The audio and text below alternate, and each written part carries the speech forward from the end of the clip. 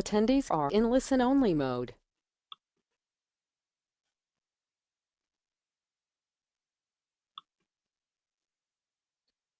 Hello and welcome to the 2017, hard to even say that, 2017 season of the Dibble webinars.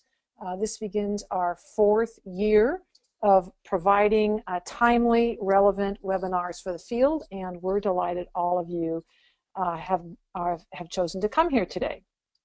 I'm Kay Reed, the Executive Director of the Dibble Institute, and today we're going to highlight 9 trends, research, reports, etc., that we as staff, in conjunction with you as our participants, thought was important and a highlight for the field this past year. This is going to be a slightly more casual presentation than we normally do because Dibble staff are going to be hopping on and off of the webinar to highlight and share what they see as the highlights of the field this year. So Kathy, the next slide. This is some logistics about the webinar. If for some reason you can't get it through your computer, you can call in. I must say that some of the, at least for me, the calling in was problematic, so I don't know if that's a GoToWebinar issue, but anyway, there's some options here. We will also, of course, archive this, so if you want to pass along the webinar information to others on your team, or review it at your own leisure. We'll have it online in a couple of days. We ask for questions, raising your hands, answering the poll questions, etc. So we're going to start with a poll. And this poll is about, have you ever used a Dibble product? I'm just curious, have you or your organization ever used a Dibble program? So if you would take your cursor up. You have 2 choices, yes or no. There are no maybes. So select the one you think is best for you, and then Kathy will close that in just a second. Okay. So 2/3 of you have not used a program, and 1/3 have. So welcome to those of you who have used programs, and even more importantly, we look forward to giving you more information about Dibble and how it might help you with your young people in the years ahead. So welcome to everyone who's here. Let me start with our foundational story of Charlie and Helen Dibble. The next slide. Charlie was my mentor when I was a young person. We all, by participating in the Dibble Institute, either as staff as we are, or you who implement our programs with young people, become part of his vision. And his vision was a world where every young person could learn how to build a strong and stable family by getting smart about their love lives. He had seen, his motive was to help families be safe and nurturing places and the best places to raise children if the parents were healthy and strong and had a safe relationship. So that was his vision. He thought, if I could get this into one classroom in Southern California, I'd be really happy. But now, and if you look at the next slide, the Dibble Institute is a national independent nonprofit. We have activity going on in 43 states. Over the last 10 years, or since 2006, we've gotten very close to 2 million young people who have been trained or otherwise participated in this programming. So this is thanks to you who are listening on this call, and of course thanks to our great staff. So let's talk a little bit about, don't change it yet, Kathy. So we do this, just for those of you who don't know Dibble, we are a nonprofit and we fulfill our mission by taking research and translating that into teaching tools that then help young people get smart about their love lives. And we do everything we can to have those programs be evidence-based, to get them reviewed, and evaluated, to improve them, to continually try to do better. Because, and now we can go to the next slide, one of our core values, and those of you who know us know that we're all about research. This isn't about what we think is a good idea or what our hunch is. This is we use the latest in social science research, and we're going more and more into using brain research to develop programs and content that will really change lives. And that means also that from time to time, our messages, as we learn more, our content or our messages might change. So, but that's where it's grounded. If anybody asks, you know, who's behind the curtain, like in The Wizard of Oz, we would say social scientists are behind that curtain. We're all about research. And the next thing we believe, Kathy, the next slide, is that while we're big fans of safe and stable families, as I'm sure you know most of us are, we also recognize that there are some times where relationships are so toxic, where there is abuse of self or others or substances, that relationship should dissolve.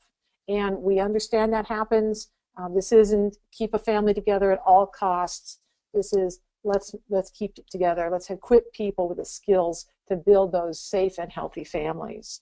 Likewise, and probably amongst our, certainly, you know, amongst the people who are listening today, there are heroic single parents who every day get up and do the hard job of, you know, putting one foot in front of the other and raising tremendous kids, amazing kids. So this means no disrespect to the hard work they're doing, but even they would admit, and we can see this in research, that it's hard. It's really hard. It's hard financially, it's hard emotionally, it's hard physically to raise kids on your own, and they often think that if they could have done it something different, they would have. So we're big fans of healthy families, but we also understand there are times when they should dissolve, and we have immense respect for the hard work that single parents are doing. Finally, Kathy, the next slide, we believe that all people should be treated with respect, and all relationships can get better with relationship skills. We write our programs intentionally with language and other ways of inclusion in our materials to respond to the concerns and needs of gay and lesbian and other youth. We also do this culturally. We do it, you know, in many ways. So you can feel, if you've never used our programs before, feel assured that no young person is going to be disrespected. No life circumstance is going to be called out or shamed. We all know that we all want to do the best for young people, and we know they want the best for themselves. So that's what we're attempting to do, is to help them achieve their goals and dreams. So let me talk a little bit about today. This is, Kathy, the next slide, our staff who's on the call, and I'll introduce them as they come along. Big gal in the lower right corner is the Kathy I've been talking to. She's our amazing engineer and has been doing this for us for the last 4 years. Hey, Kathy. Hi, it's great to be here with all of you today. Great. So if you have a question about the technical side, you can use your little question box there and ask her that question. You can also use that question box to ask me about content. We most likely will be getting to those questions. If not during this webinar, then certainly post-webinar we will be in touch personally with you. So today we're going to be talking about the nine highlights from the 2016 year. I would draw your attention to your GoToWebinar control panel, which has a handout little chart there where you can download the reports that we're talking about today. We will also have them archived with this webinar, so if you don't get to it today, at another time you can find them, and they are also on our website. Irene, Dixie, and Aaron are also on the call, and when we get to their part of the report, we will certainly call upon them. And Kathy, just so you know, I'm not going to do that other poll. So. Okay, thank you. Okay, so let me start with what I think is the #1 biggest, most amazing, incredible news for the field of relationship education this year, and that is Love Notes made, quote, the list.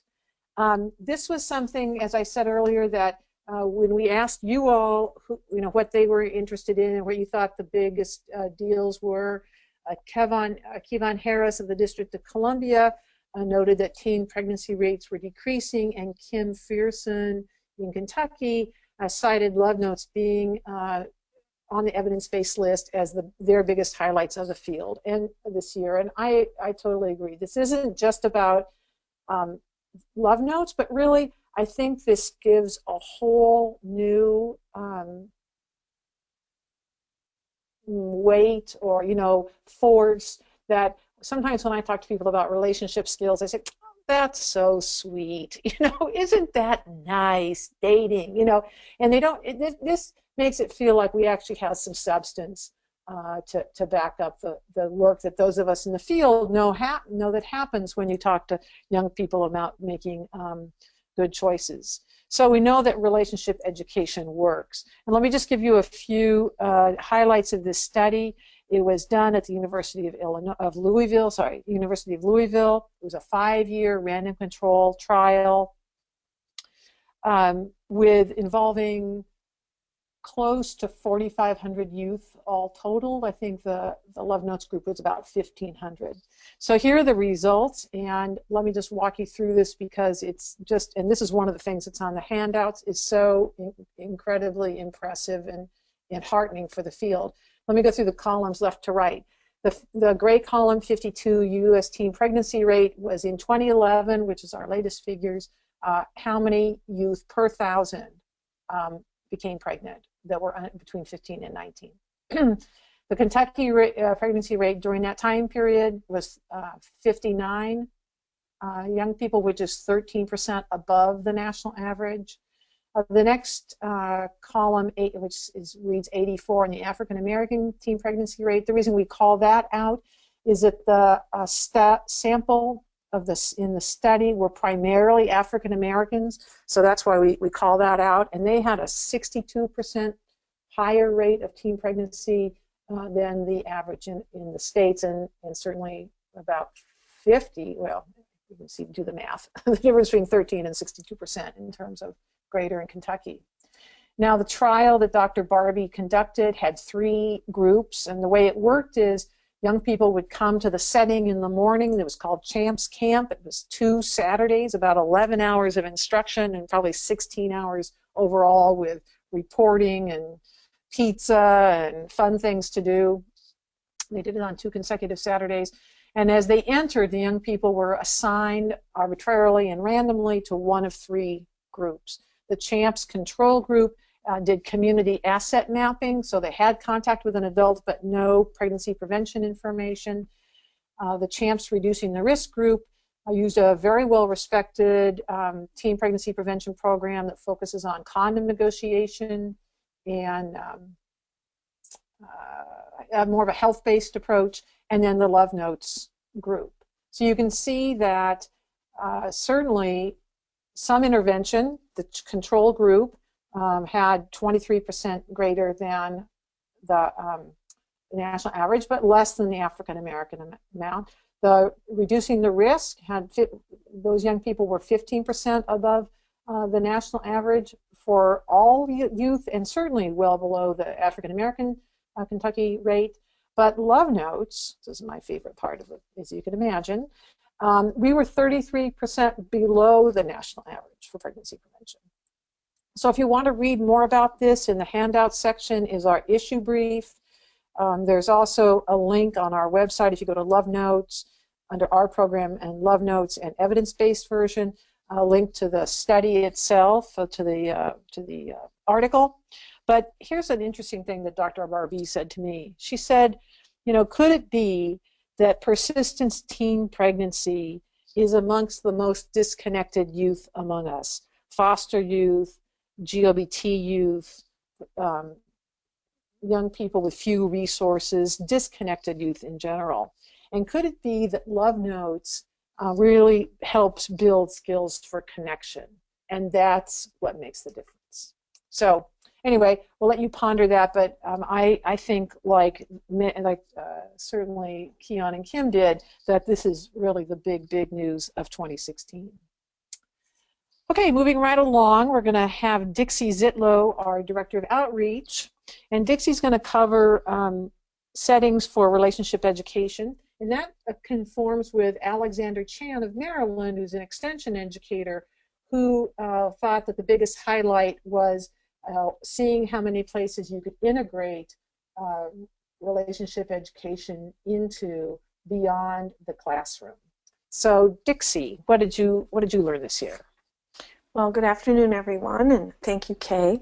I am very excited to be able to share with you today just the wide range of settings. And of course, I don't have a lot of time, so I'm going to just be highlighting some of the different places in the U.S. that are using relationship education and what that actually looks like. I've traveled across the country to conferences and trainings and talked to people on the phone, and I always ask this question: tell me where you're using healthy relationship educational materials. Always delighted with the answers. Why, you might ask? Because organizations and the people that work there, they know that all young people, they really deserve healthy relationships, and it's important. So, next slide, Kathy. So what are some of those places that we find healthy relationship education being used at? Well, one of them, one of many, is the University of Utah in their adolescent services at their South Main Clinic in Salt Lake City, Utah. And how are they using healthy relationship education? They provide summer classes to 3 male-only juvenile justice centers. It's interesting about that is they're using pregnancy prevention money, which I find very interesting. And the young people that they serve are 14 to 19-year-old males, and in one facility in particular, they are male sex offenders.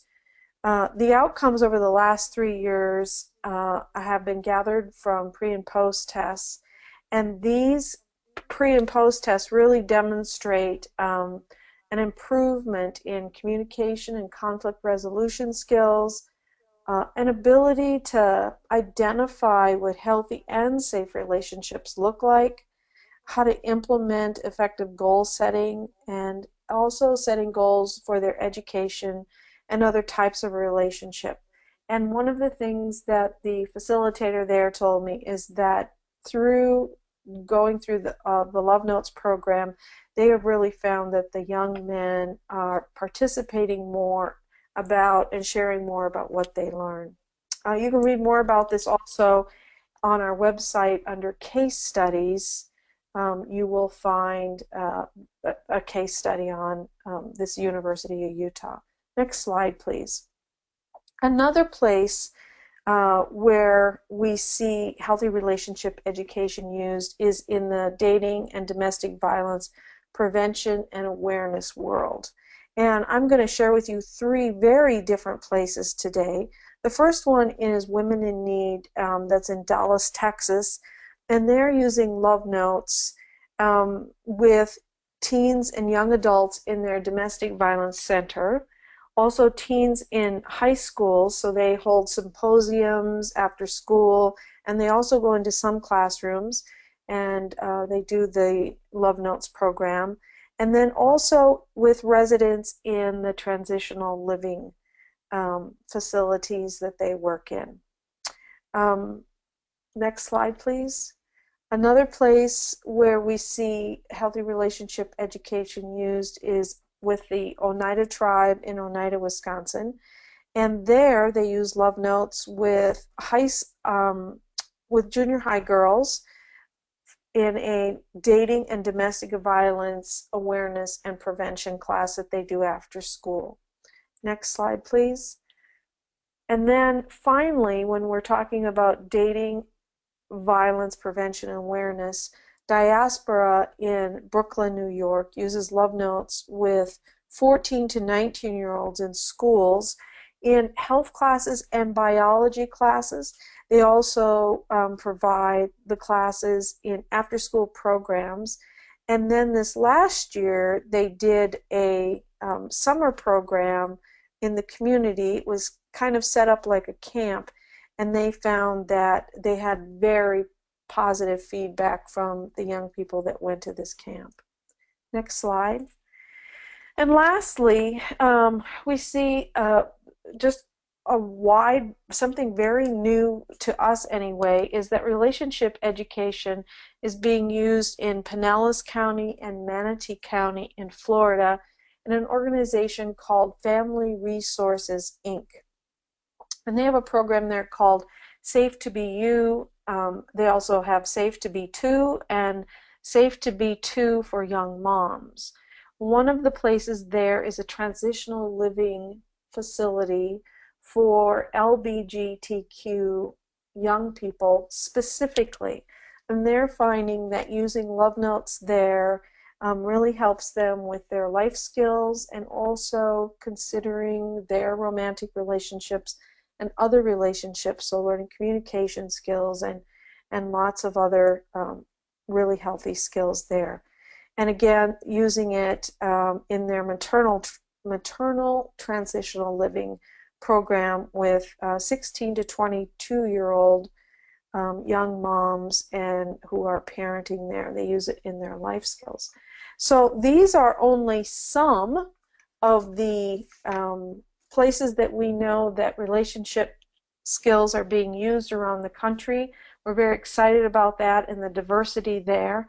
And if you would like to use your question box right now, you could type in, where do you see healthy relationship education materials being used? We'd like to hear from you. Also, if you ever have any questions on that, please feel free to give us a call. Okay? Great, thank you, Dixie. And we will report back later what we hear from other people, but it's fascinating, as Dixie's just said, to watch how people see how many young people obviously have romantic lives and how often poor choices around those romantic lives can derail them from the futures that they want for themselves. So we're thrilled to have people go experiment and see where this kind of education fits. So Kathy, the next slide. This year, and by the way, the numbers are just helping us keep track. It's not necessarily this is the third most important thing. The first was the most important, and everything else is, all good. So Child Trends this year released a report, Key Soft Skills that Foster Youth Workforce Success. I've been watching the questions, and some people are indicating that you're not able, the links aren't working to download the handouts, so my apologies for that. We will make sure these get onto the archives, and they also are under our report section on our website, where we will make sure you get that. But Daryl Vanderwilt in Iowa thought that the biggest highlight in the field was the work plus home relationship relevancy.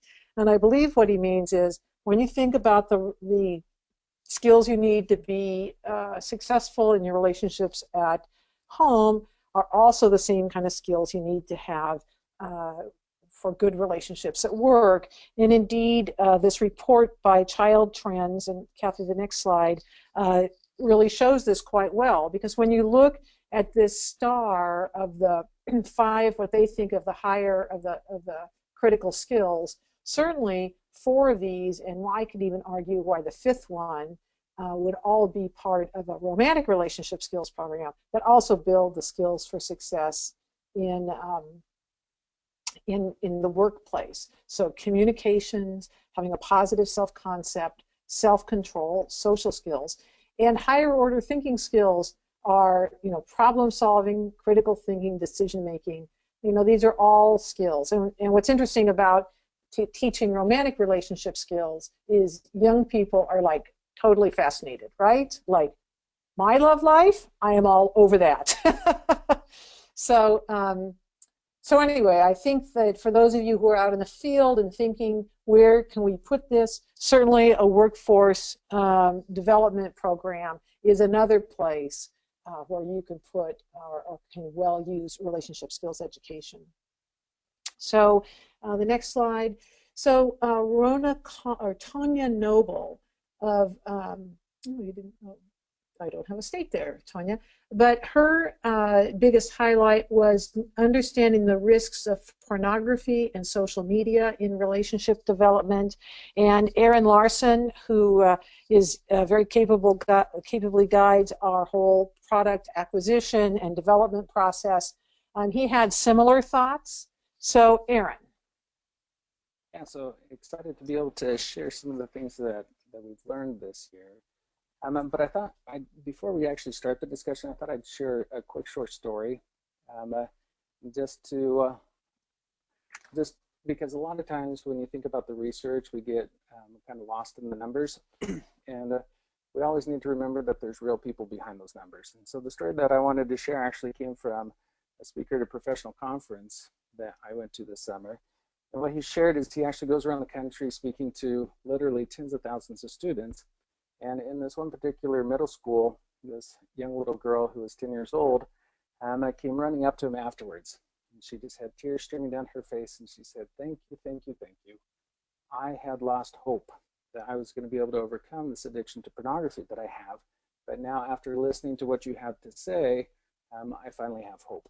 And so it really is good for us to remember that there's real people behind the numbers. The other thing that I wanted to do is, before we actually also jump into the discussion, is I wanted to make sure that we all understand that the definition of porn that a lot of adults have is not what the teens of today are actually viewing.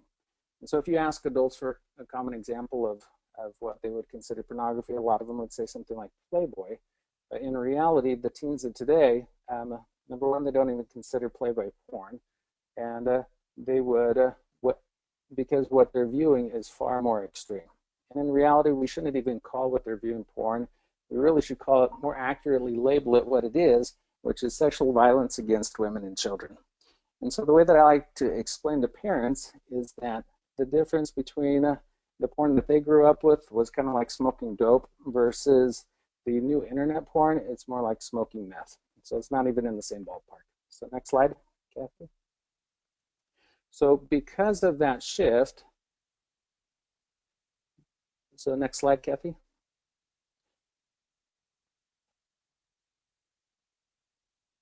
There we go. And so because of that shift in what is being consumed in porn, but also more importantly because of the new research that's been coming out, and John and Julie Gottman actually did a complete 180 on their view about porn. So before this year, and just a little background for those of you who don't know who John Gottman is, in the field of relationship education, he's basically viewed as the Edison, the Einstein. He's published more papers than probably anyone else. The contributions to the field are just absolutely immense. But in the past, he actually, their stand on pornography was that it was something that they recommended to couples. But based on all the research that's been coming out, he and his wife came to the conclusion that based on the research that they had been wrong. So they actually wrote an open letter that they posted on their website, and we don't have time to go into it, but I highly recommend that you do visit their website and read the reasons why John and Julie realized that based off of the research that their view on pornography had been wrong, and so they now actually recommend that it not be used. And so what is some of the research, what is some of the types of research that helped to change John and Julie's mind? And so, Kathy, next slide. So one of the research tools that has made a huge impact on the understanding about the impact of pornography is the fMRI machine.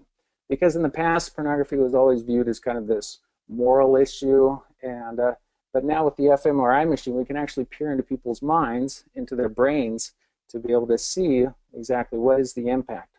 And so researchers at the University of Cambridge recently did a study where they looked at compulsive porn users, and what they noticed was that with the healthy volunteers compared to the compulsive porn users, you can see the difference between the yellow. And the difference in terms of when porn cues come up, the difference ended up being the exact same difference as the cues that chronic addicted drug users also experience. And so this is starting to lead some credence to the whole thought that pornography actually is an addiction. And the other reason why that's important is because, as with all addictions, you become desensitized to what you initially started consuming. And so with pornography, they become so desensitized to it that it's actually getting to the point now where it's changing the sexual response cycle. So, for example, in 1992, this is some additional research that while this is correlational, not causational, the correlation is pretty strong. So in 1992, give a wild guess on how many males between the ages of 18 to 59 were dealing with sexual dysfunctions. And the total was 5%.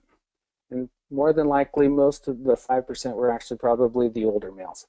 And the reason why this is important, that particular date, was because this is when the internet really started to kind of slowly creep into the world, and with the internet also came the internet porn.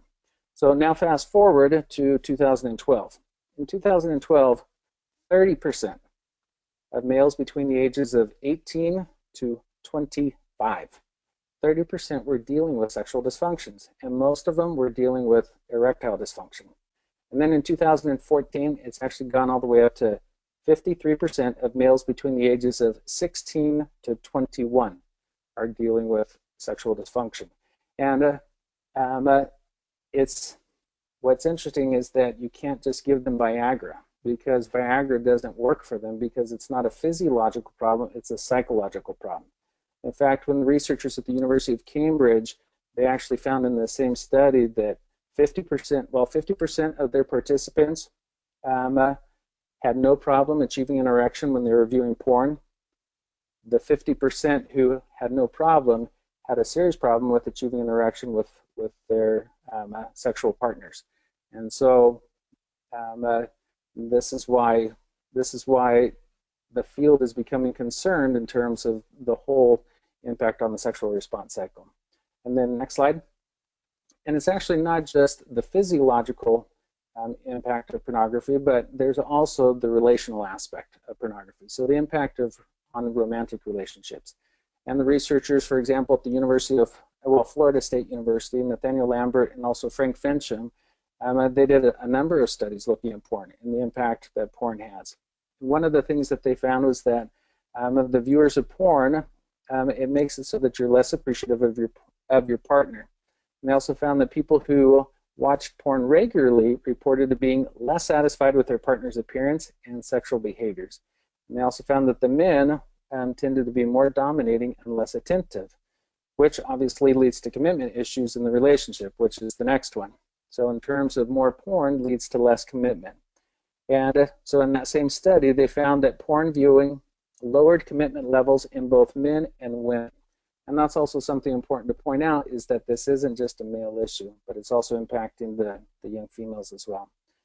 And another study that they conducted with a different group of young adults was they asked, they recruited a group, and then they randomly assigned them to either the porn group or the food group. And what I mean by that is, for those who got assigned to the porn group, they asked them to give up porn for just 3 weeks. For just 3 weeks, give it up. For the other group, they asked them to give up their favorite food. And then they did a pre-test and a post-test in terms of their levels of commitment in their romantic relationships. And what they found was that after 3 weeks, the ones who gave up the porn actually showed an increase in their level of commitment, versus the ones who just gave up their favorite food did not show that same increase in their level of commitment for their romantic partner. And then at the University of Denver, Amanda Maddox, Galena Rhodes, and Howard Markman, what they found in their research was that less porn was associated with less infidelity, less negative communication, and higher commitment and higher levels of sexual satisfaction. And what was also interesting was that the rate of infidelity among those who didn't watch porn was more than half less compared to those who were watching porn. And so this is just some of the different types of research that led to Gottman's change in his position on porn. So next slide, Kathy. So what can we do?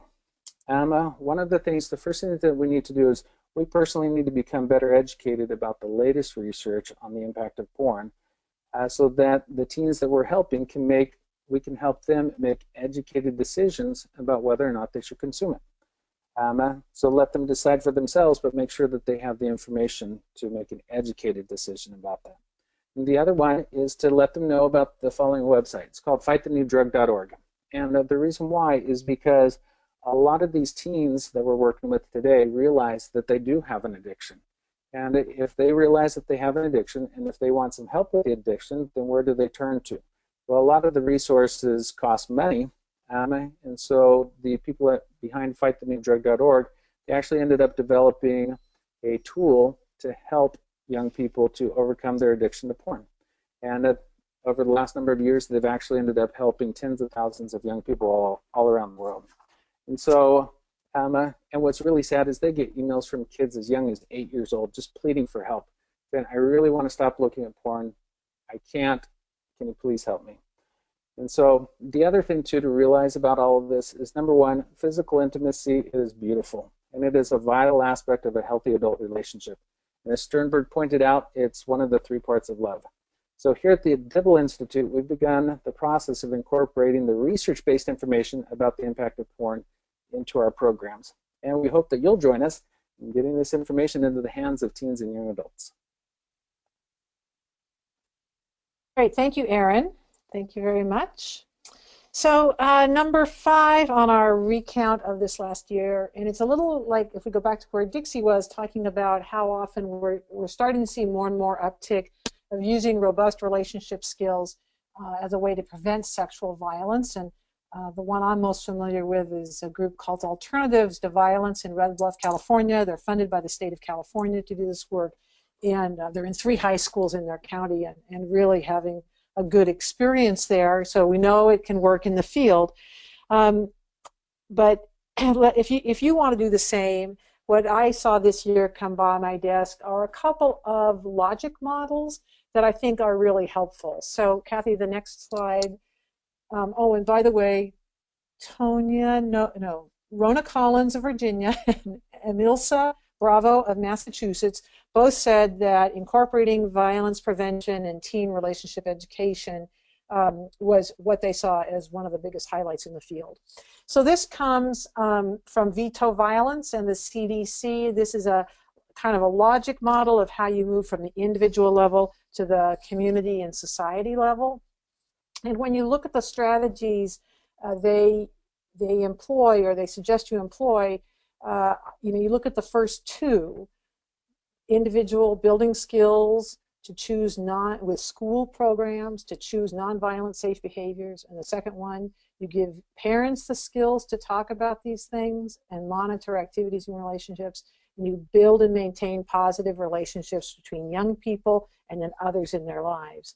And certainly the kind of relationship education that we're talking about provides all those: a school-based skill-building program, tools for parents, and ways to build and maintain positive relationships, not only with young people, but young people and older adults. So I think this is an important visual to say this is where it fits.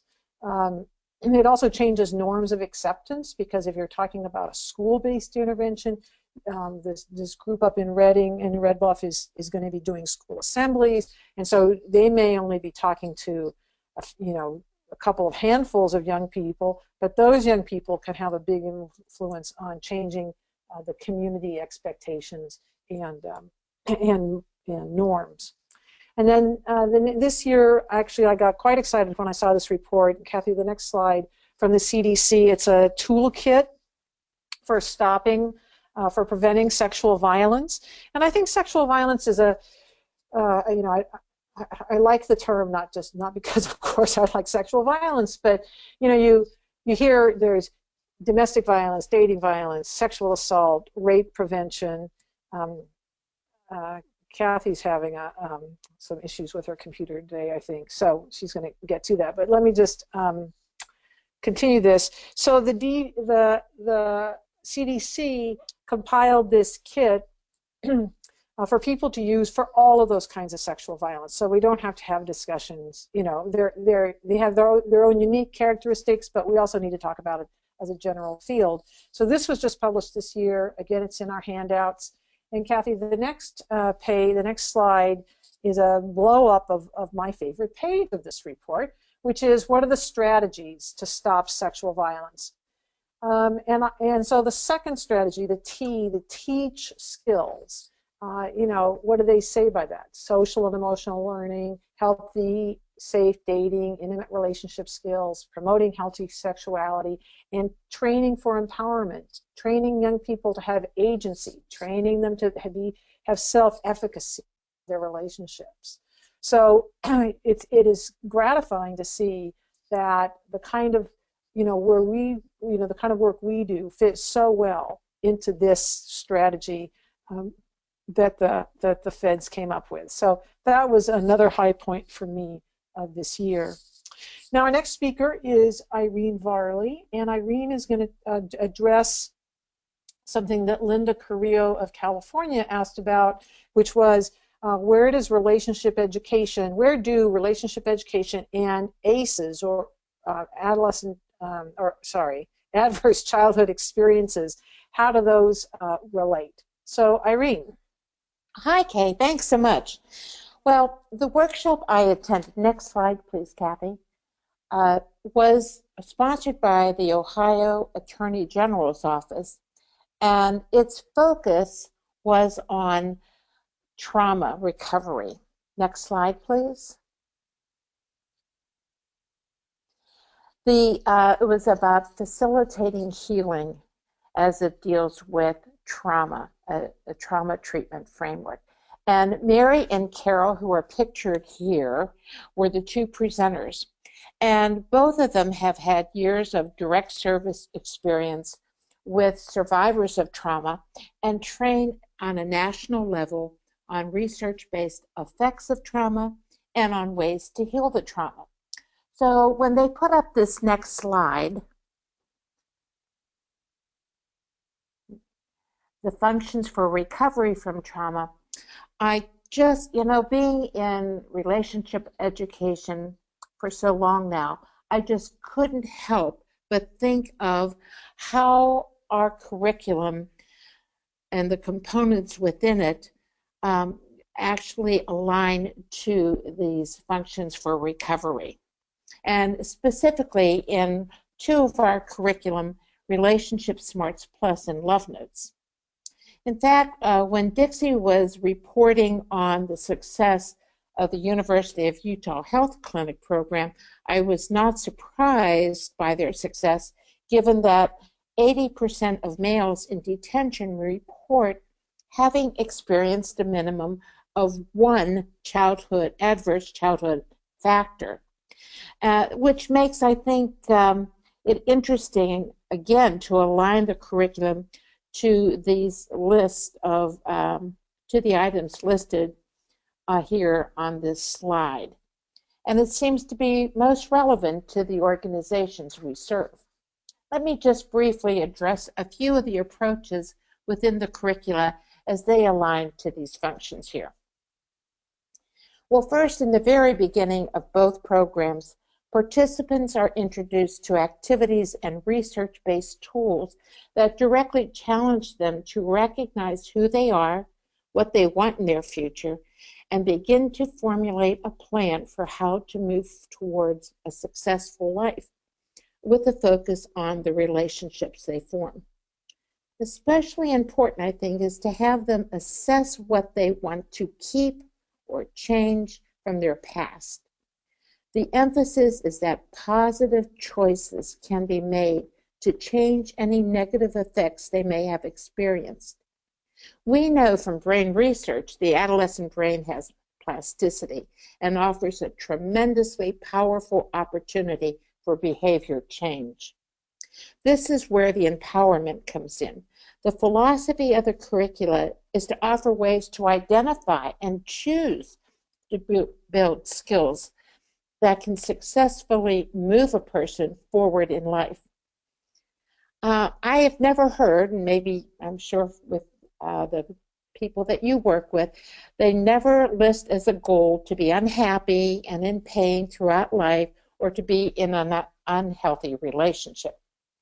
Because victims of trauma may not feel safe, have attachment issues, and are unable to emotionally and physically regulate themselves, they are most likely to find themselves in unhealthy relationships which only extends the trauma. In Dibble relationship education, students are consistently introduced to positive relationship choices. I can give you an example here. We offer the 7 principles of smart relationships, which offer clear images of what being in unhealthy relationships looks like in an adolescent's life. Through relevant scenarios, students are urged to identify what an unhealthy match may look like, how often they may consciously or unconsciously be changing themselves to be accepted, just to belong, and or even desiring to change another to have them fit into what is acceptable to them or meets their unmet needs. And then, too, to recognize the influence of peer pressure on the choices made in relationships, especially of a sexual nature. Because our brains are wired to be in relationship, victims of trauma are most vulnerable to the power of neurochemicals and hormones linked to romantic relationships. The curricula clearly addresses the chemistry of attraction and offers a strategy for controlling one's actions while under the influence of those love chemicals. Since the programs are research-based, the 2 lessons on communication are rooted in PrEP, Principles of Healthy Communication. Now, for those not familiar with the PrEP acronym, it stands for the Prevention and Relationship Enhancement Program through the University of Denver, based on years of research and headed by Dr. Scott Stanley. These lessons provide the individual with tools to appropriately communicate needs and gain problem-solving skills. And finally, from this list, looking at number 7, going back to lesson 1, students are guided to identify a trusted adult in their life with whom they can work through subsequent trusted adult activities at the end of each lesson. These activities not only reinforce the content of the lesson, but at the same time offer the student an experience of trust in a relationship and safety, something they may never have had before. Next slide, please. Most of us may recognize these executive functions as necessary for reaching our overall well-being, which has an impact on our physical and mental health.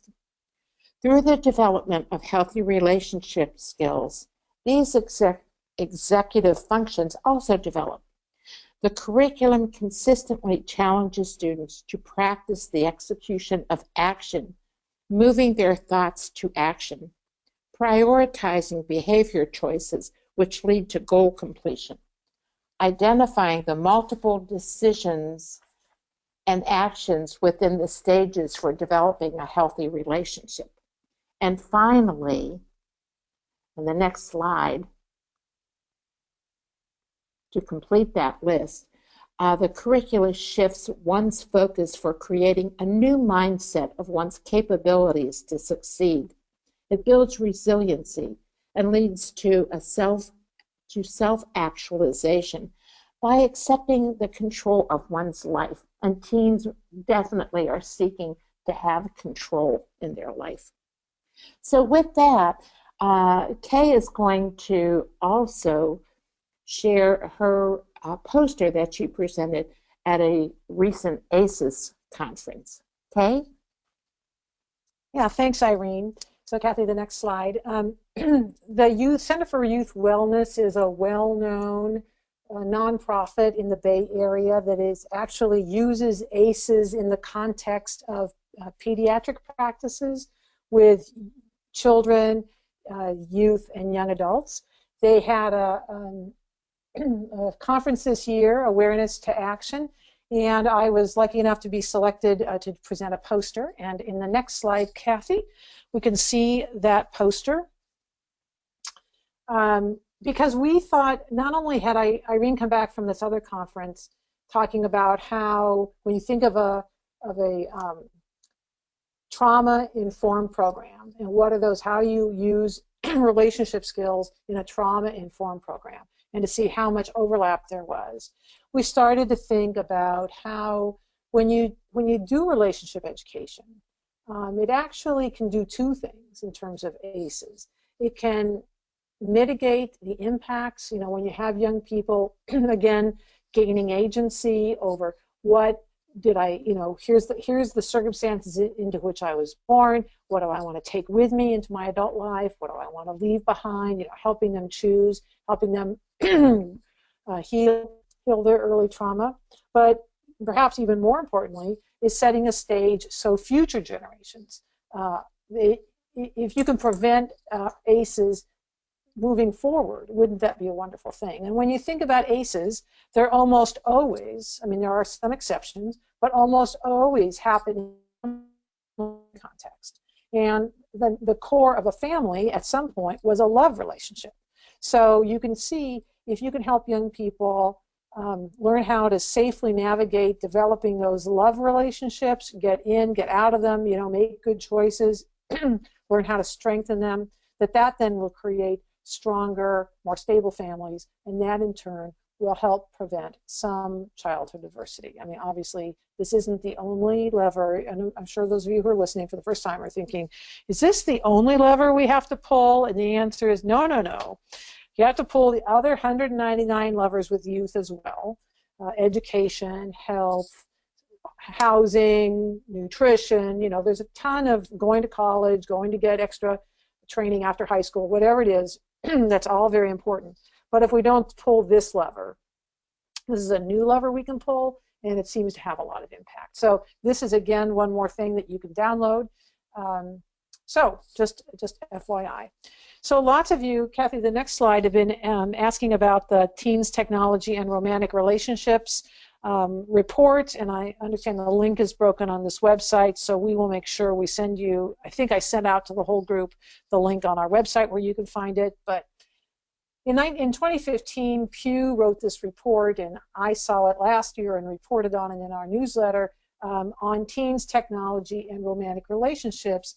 And this corresponds to Rachel Martinez in Wyoming talking about the highlight of the year, or thinking about relationship education, maybe not in a good sense, but was the impact of technology and digitization on relationships. So when I saw this study, I thought, a lot of us have our preconceptions about media, about social media and how it impacts. And here somebody did a really high-level focus group work with national representative, and it was both focus and other kinds of work, with a nationally representative sample of teenagers to give us really good data. So I'm just going to share with you a few of the charts from this, Kathy, the next slide, and I commend that you read it. I think it's a good report. So what was interesting to me is, first of all, on this slide, not only have only 8% of all American teens met a romantic partner online, but ages 13 to 17, in this report, 64% had never been in a romantic relationship. So we often think that everybody's into, every kid is into a romantic relationship, and that's obviously not true. And it also means that the work we're doing can be so influential, because it can be primary prevention. Between 13 and 17, and you can imagine there's probably a curve that shows more 13-year-olds and 17-year-olds who have never been involved in a romantic relationship, but it certainly gives us a broad field to have impact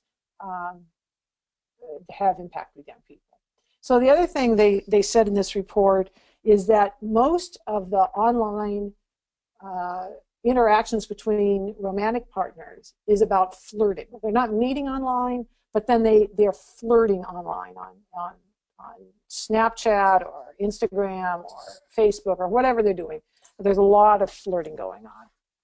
So the next slide, Kathy, shows, and we're going to compare this one and the following slide in terms of what they think and what they do. So they were asked, what do you think is the best way, the acceptable ways of breaking up? And you can see most of them thought that in-person was the most acceptable way. And, way at the bottom, 3.4 or 2.7, had to do with actually using texting or social media to become single once again. So remember, we're only talking about a small group of teens who are active romantically, and then of those, so I think the total would be in the 40% who have a romantic relationship. But most of them thought in person was the best way. So you can think that, right? But can you do that? And that's what the next slide shows. The next slide shows that breaking up by texting or phoning, and phoning are nearly as viable as doing it in person. So they can want to do it in person, but is it scary? Do they have the skills? All these things. And why this is important? Well, first of all, we never teach kids how to break up. And we want them to break up, right? We want them to say, oh, I've gotten to know you, and you're a nice person, or maybe you're not a nice person, but I'm just not that into you. There's lots of good reasons to break up. Not, of course, safety is a key one, but maybe, this is a time in their lives when they can kind of experiment and see, do I like you? Do I not like you? Am I into you? On and on. So we want them to be able to break up. But the other salient point, and this was an older study, I haven't seen anything new, but maybe 10 years ago, a study came out, an article from the University of Utah, that the #1 reason young people, whether gay or straight, try to commit suicide is a failed romantic relationship. So you can certainly see that if you were dumped, and especially let's say you were dumped in public, on social media, that you might have feelings about that, and you might, do something that wasn't so healthy for you. So I just say this by way of saying it's another compelling reason to teach young people to get smart about their love lives. It's not just about how to build a healthy love life, it's about how to extract yourself from a relationship, like I say, that could either be unhealthy or it could be like, I'm just not so interested. So again, I commend this this report to you, and we'll make sure you have the link to it because it's really good. But finally, many of you, Kathy, the next slide talked about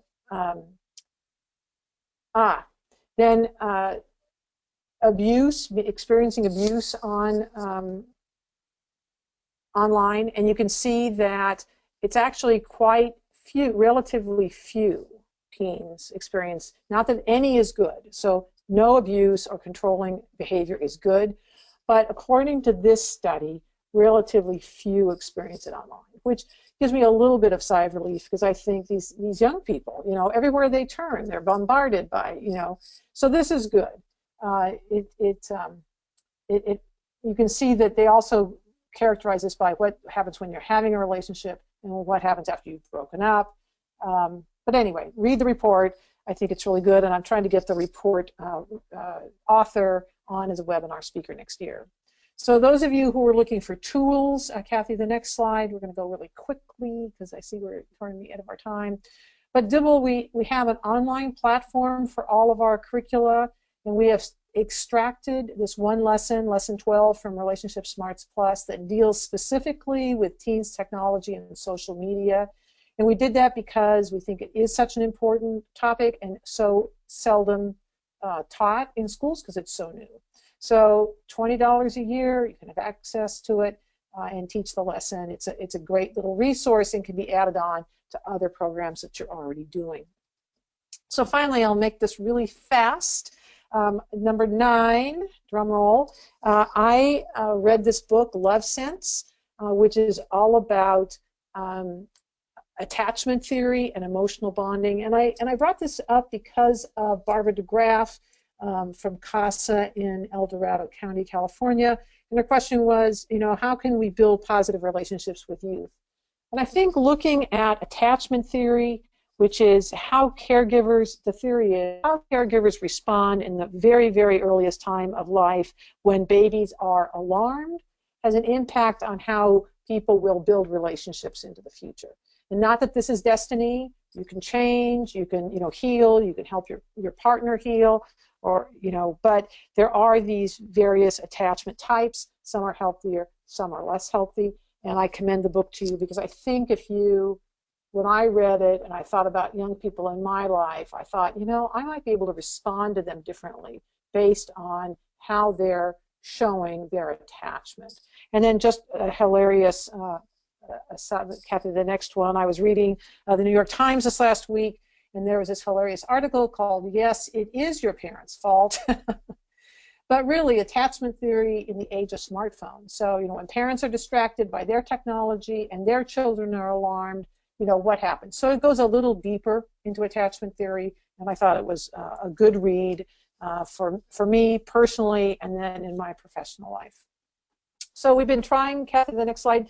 We've been trying, and I apologize, we're now about to go over time, but we'll make this fast. We've been answering questions as we've been going along. If you have other questions, please type them in and we will get back to you post-webinar in the next couple of days. Let me just keep going with some of the housekeeping. We're going to send you out tomorrow a survey, and it really helps us to get your feedback and how we can do this better, what topics you'd like to see. You have my email there, so please don't hesitate to write me. I'm available and would love to interact with you. Finally, we're all about relationships here in Dibble Land, and there's many ways, Kathy, the next slide, to keep in touch. Those of you who saw us in our newsletter, thank you so much, and send that to your friends. But we also use social media, Facebook, LinkedIn, and then the old-fashioned kind. That's our email address. That goes to Kathy, and the really old kind, the phone. But we're all about staying connected. So please stay connected with us. And then next month, what was I thinking? Rational thinking for facilitators. Eric Murphy, who's an extension agent in West Virginia and also one of our master trainers, will be going over some facilitation techniques and perspectives to make you as a facilitator or your staff even more effective. So until then, we look forward to seeing you in February, and thank you so much for helping us launch our 4th year of webinars, and take good care. Thank you.